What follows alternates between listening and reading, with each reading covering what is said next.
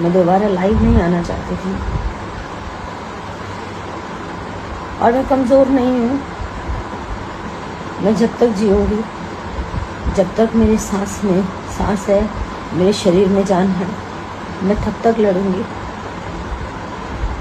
मैं कुछ भी खा रही हूँ, कुछ भी पी रही हूँ, सब उल्टी हो जा रहा है। मेरा शरीर, मुझे ऐसा लग रहा है कि मेरा शरीर साथ छोड़ रहा है। धीरे धीरे मुझे दिक्कत होने लगी है। अगर मुझे कुछ हो जाता है, अगर मैं पूरा प्रयास कर रही हूँ, मैं मरना नहीं चाहती, मैं जी के लड़ना चाहती हूँ और सच का सामना करना चाहती हूँ। मुझसे गलती हुई है, आज मेरी गलती का ही ऐसा परिणाम है कि मैंने एक गलत इंसान पे भरोसा किया।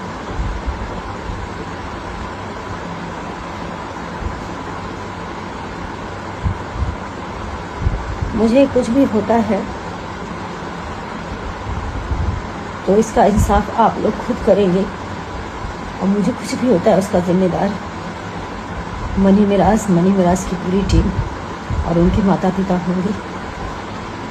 और मेरे लिए नहीं, उन सभी लड़कियों के लिए